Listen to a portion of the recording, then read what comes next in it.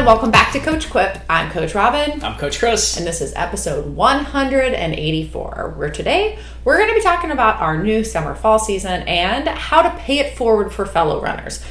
This is something that I got really excited to implement, and I can't wait to talk about it. Yeah, we posted about it recently, and it's a new initiative. What was the driving factor behind this? The new pay it forward model basically has us taking what is normally just one level of pricing and splitting it up into three.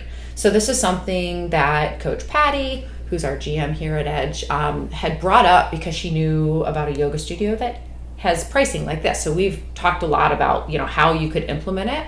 And then it reminded, and we'll get into this more kind of in a little bit, but about our Road Less Traveled series, which was, I think we ended up doing 9 different races during COVID to raise money for Black and Brown run clubs in the city. But as part of that, we had tiered pricing where things were made so that you could pay it forward. If you had a little extra to share, you could pay it kind of regular. And then if you needed some more support, you either had a comped or a reduced rate. So that's exactly what we did with this program. We have 3 levels: pay it forward, standard, and supported, which we'll delve into kind of how to take advantage of each of those in a little bit. So these training plans and our run club is building up to the Chicago Half and the Chicago Full Marathon in October.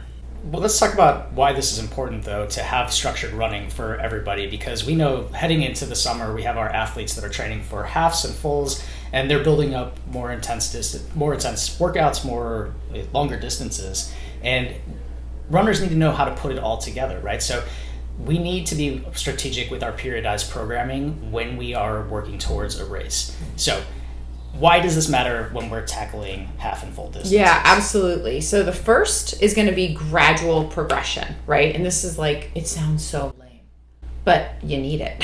So a properly periodized plan, periodization, by the way, is just being able to have things kind of grow and taper numerically, backed by science in terms of maximizing your adaptations. So a properly periodized plan is going to allow for these gradual increases, either in mileage or intensity or both, which really that's how you build endurance and you prepare your body for the demands of half and full marathon distances. 100%, you can get by with bullshitting a lot of training for mile, 5K, even 10K, but as you go longer, you need to be more strategic with how you stack your bricks, because otherwise you're just taking a brick and putting it here and taking a brick and putting it here, or maybe you're stacking them and they're kind of wobbly and eventually they fall over, right?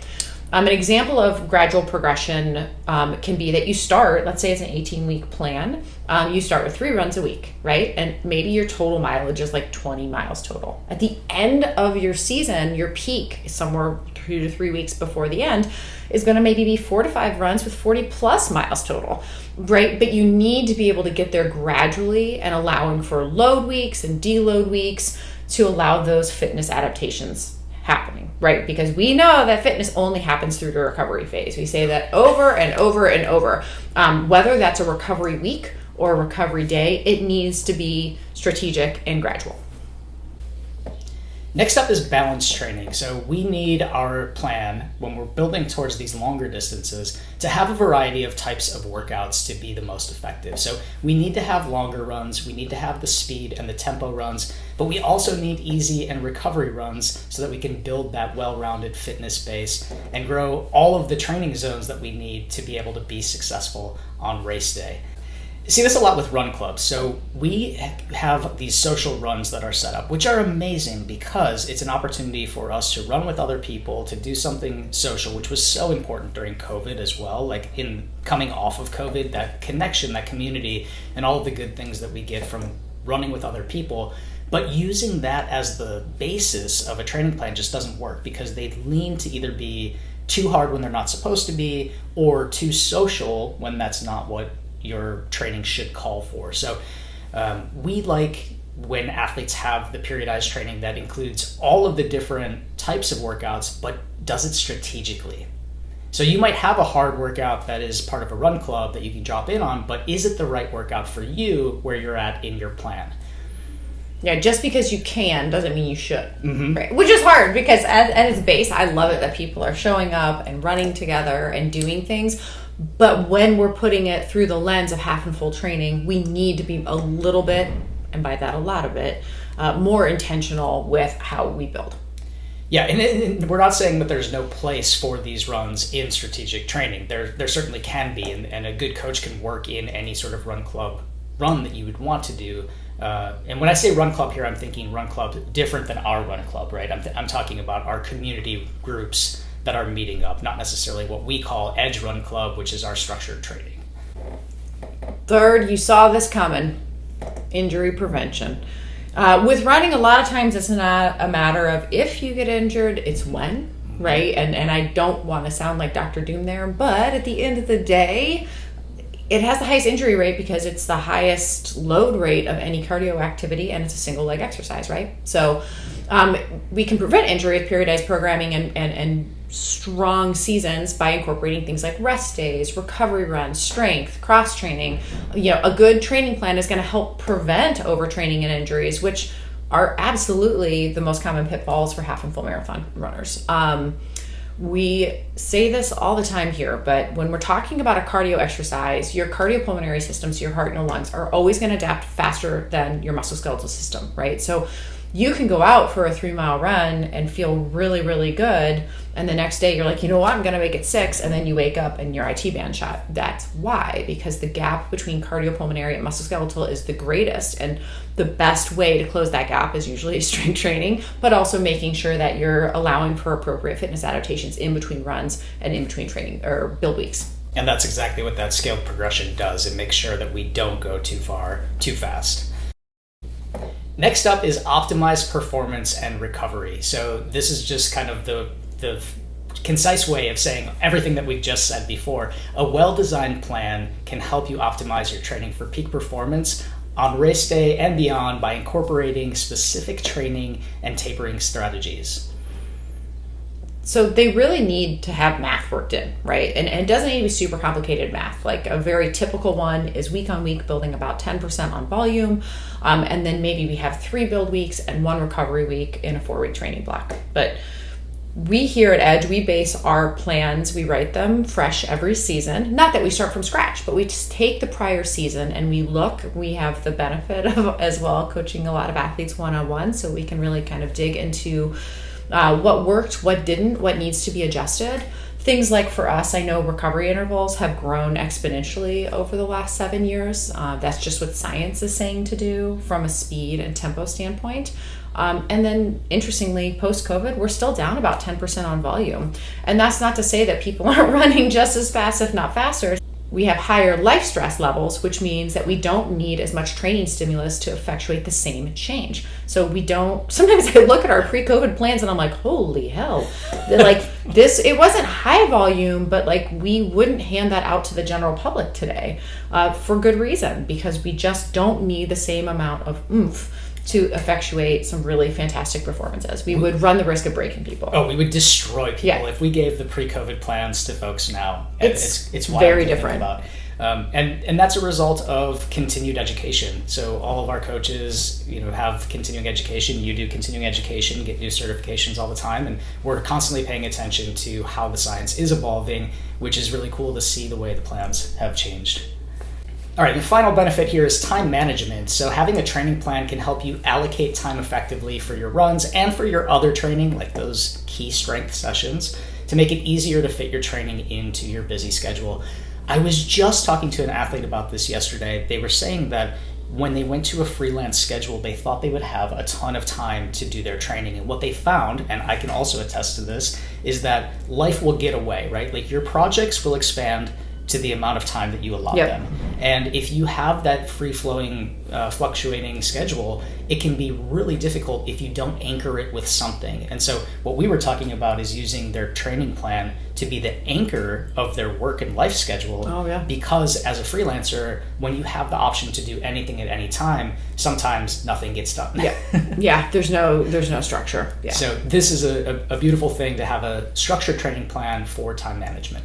I also think it's nice just to not worry about it. It's like, I can trust the plan. I'm not having to question it. I can trust it. Both in terms of time and in terms of what you're doing. I would say that's a benefit. When we meet athletes that are like, oh yeah, I trained by my own and I dropped into these clubs periodically and I just kind of pieced it together. I'm like, oof, you did it the hard way.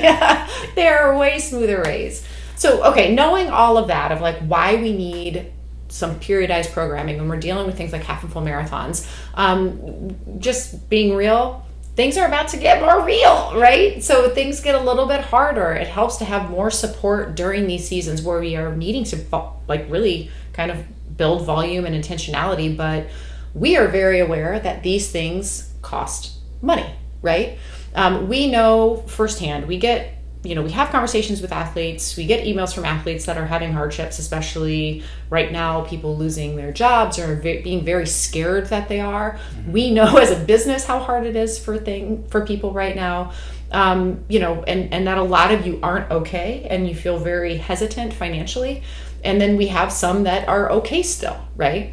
But at the end of the day, none of that should hopefully get in the way of how you train for these events that you dream about. Because if you're listening to this, chances are you're an adult athlete. And it's a really big deal to dream about doing hard things, especially in the best season of all, right, in our city.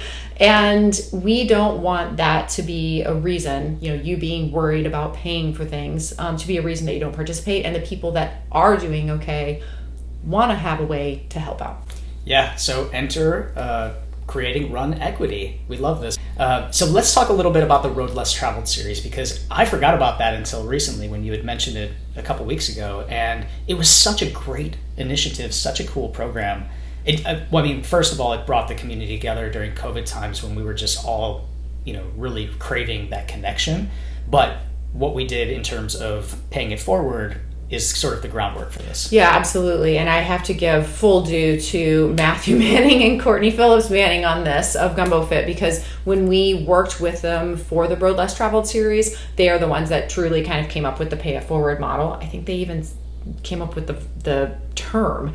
That was effectively a run series that was used to generate, we gave 100% of the proceeds back into grants that we awarded to Black and Brown run clubs during COVID that were really, either needing support or wanting to get up and running. And it was awesome. I think we raised $25,000 over the 9 series. Maybe the biggest hurdle is that it was all done safely during lockdown, but really nothing else was going on race-wise. Toward the end, races were starting to pick back up, but really not a lot going on. So they had us come up with this way of, if you had extra to give, you could. Theirs was a little different, if I'm remembering correctly, where you would pay a race entry, let's say it was $100, but if you wanted to add a $50 or $100 pay it forward on top, you could, and then that would offset someone else's entry. Mm-hmm. And what it did is it created the ability for athletes to race when they might not have otherwise been able to. And with every entry, you also got a full training plan too. Again, not a lot of meetups were happening. We were like, we at least want to arm people. So we did 5K, half marathon, full marathon, and then everything else kind of splintered from there from a distance standpoint. So when we were thinking about this upcoming season, a lot of the same, honestly, uncertainty is happening right now. And we feel it. We feel it at Edge. Like we get the vibe, right? We get the vibe in our souls. And it bubbled it back up when Patty mentioned this other business that had come up with this as tiers. And I was like, you know what? We just finished our webpage. Take it down. We're going to redo it. And we redid it with these 3 tiers that we're going to describe in a second. If you want to see details of any of this, we'll repeat this at the end. You can just go to edgeathlete.me/run. It'll take you right to the page. So first up is our pay it forward. So this is our standard season cost plus just a little bit extra to help create access to the sport for other people who need the financial assistance. It supports financial accessibility and participation for other athletes in the community who might not be able to do it. And we've had actually, since launching yesterday, we've had at least a few people message me separately and be like, this is exactly what we should have been doing the whole time. I'm like, yep.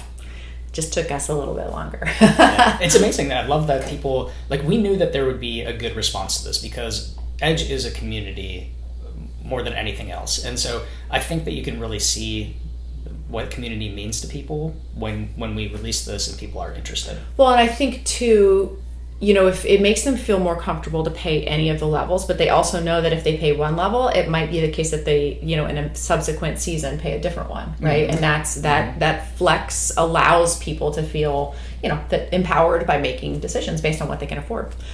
In the middle, we've got our standard cost. So this is actually, I believe, exactly the same as last year's 18-week summer fall plan. It's just the standard cost of participating and is just in the middle, right up the middle. Nothing new there. And the last one is maybe the coolest one, which is our new supported tier. So this is the same price for members, non-members. It's athletes that can use financial assistance to participate in the current season are going to use this tier.